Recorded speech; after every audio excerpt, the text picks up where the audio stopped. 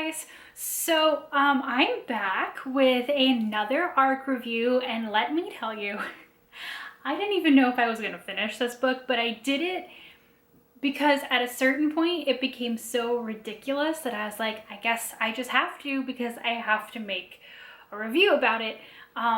So we're going to talk about that.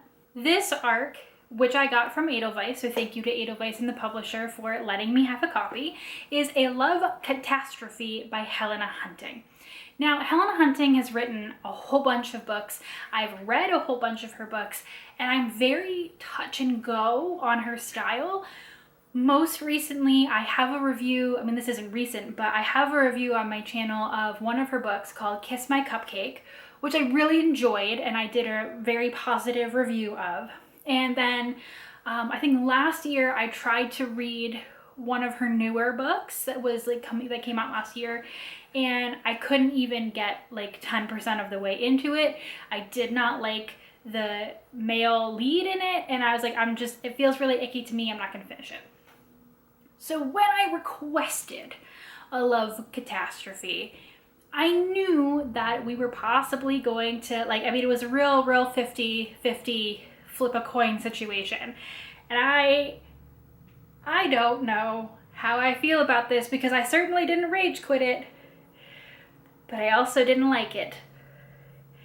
But I like parts of it. Okay. So A Love Catastrophe is the story of Kitty Hart. Pretty sure her name is just Kitty. She is known as the Kitty Whisperer, and she admits that she knows that that's a euphemism, but she didn't realize it when she started her business. Her business being that she is a professional cat sitter. So for different clients, sometimes she'll stay overnight and cat sit. She has clients who she goes on a daily or even double daily basis to help them take care of and watch their cats. She's just a really big cat person. She has an Instagram. She has a business. She wears leopard print. Her name is Kitty. She drives a car with Kitty Whisperer and a giant cat on the side. One thing we learn is that all of her fancy bras are even leopard print. So she is very, very hard leaning into this cat thing.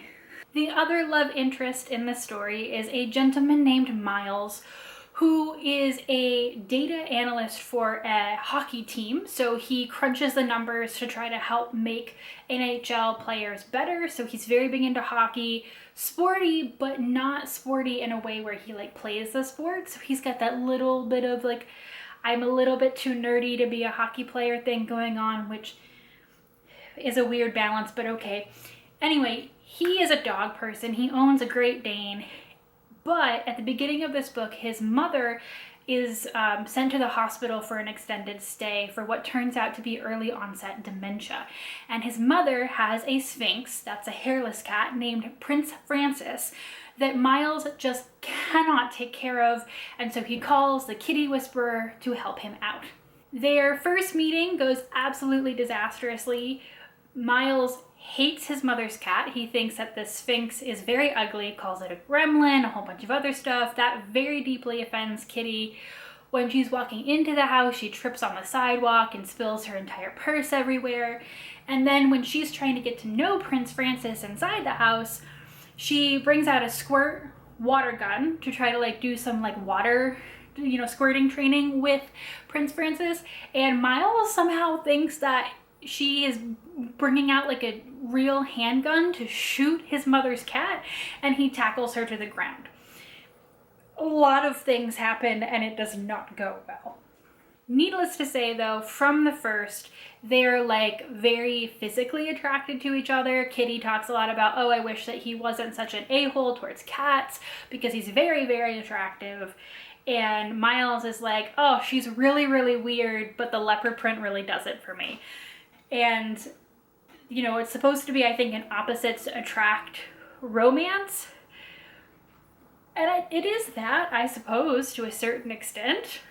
One of the best qualities about this book is that Miles and Kitty both have distinct personal journeys that they're going on in this book. And if you know anything about what I like in a romance novel, I like seeing individual growth in the characters while they are coming together as a couple. And there is a lot in this book about grief and illness. Particularly, there is both death of a parent off screen and death of a young sibling off screen. And so there's a lot of discussion about death and grief and how you heal, and specifically also how the trauma of death like is present basically for the rest of your life, and how both Miles and Kitty in their own way are kind of stuck in loops that they need to get out of from death and trauma that has happened in their families kind of like a longish time ago. That's really deep. Both of them have to handle very unique things. With Kitty, she has very deep relationships with her sister and her mother. And for Miles, he has obviously this thing going on with his mother, and then a separated absent father as well, who is still trying to like make a separated family for him work. The through line of that story is probably the only reason I kept reading this book, because when discussed, I felt that it was handled really, really well. However, the rest of this book exists. So number one, again, please remember this grief and death dementia storyline is happening this whole time. The cat puns are enormous. Kitty doesn't swear. She has turned certain words, like she adds cat or meow to them. So she has like her own like cat-based words or swears that she uses. There's a whole bunch of cat puns. And like I said, she's always dressed in like leopard print. And it's very, her best friend's name is Cat, and she owns Cat's Cat Cafe. And listen, I have a cat. She is here somewhere. It was too much. It was too much. And sometimes in places where, for example, Kitty is having a really emotional conversation with someone and she uses one of these made up cat words in it, and you're just like, what is happening? What is happening right now? I don't understand it. I don't like it.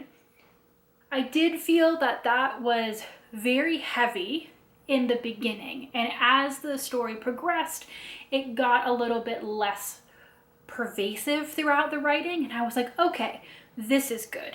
But then we get what happens after Miles and Kitty start getting together. Now, this is a dual POV story. So again, a lot of when Kitty is narrating the story, we get a bunch of cat puns. She even does the cat puns inside in her own mental descriptions of things. It's a lot. And when we go over to Miles, there's none of that. Again, he's a dog person. He doesn't do this cat thing. But the way that he ends up talking about sex after he and Kitty start making out, getting together, it is like he is a 12-year-old boy seeing a Playboy for the first time. It's worse than the cat puns. As an ARC review, you're not supposed to quote directly from the book, but let me tell you, there were some lines that I sent to Michaela as I was reading, and some other friends, and I was like, I can't believe this is a line really written in a book. And from 3 separate people, their opinion was, please stop reading this book. I didn't. I just kept sending them these lines because that's the kind of friend I am. It made the sex scenes so uncomfortable because I did not feel comfortable in the way that he was describing certain things. And I mean, Kitty, part of her personality, right, is she's very exuberant and she runs her mouth, and so she also ends up being responsible for some things later on, but it just felt especially cringy coming from Miles. And this is an explicit sex book, but there's like one scene when they first get together, then they're having sex like rabbits, but it's a lot of fade to black, and then there's like one at the end, but like, the cringe between the cat puns and the way that he talks about her body parts. Nope. I just can't believe that this is the same book. Like, there's all this cringe, and then there's this incredible grief and loss storyline for both of them, right? Sometimes there are books where only one character maybe has this going on, but they both have it going on.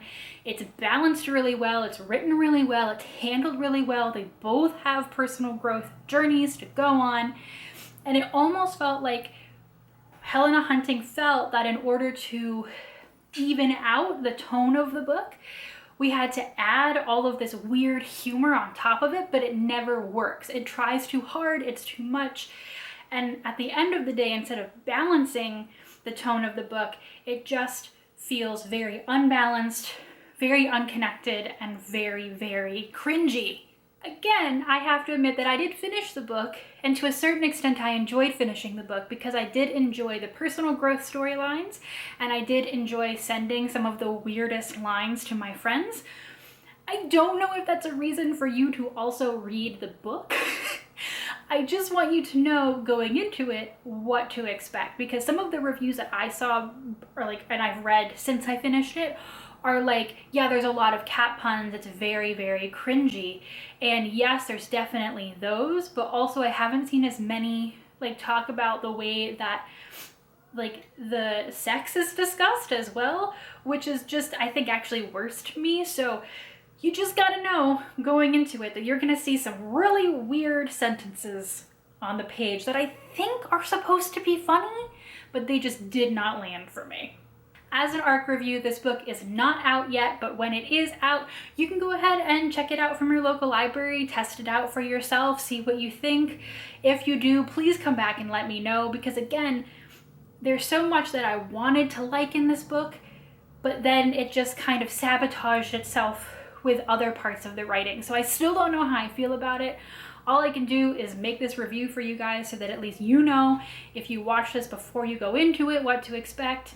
And again, if you're here after having read it, after the book has come out, talk to me down in the comments. Tell me what you thought. Did the humor land for you? I would love to know, because I'm still confused. I don't know if this was helpful or not, but the more you know. Thanks, guys. Bye.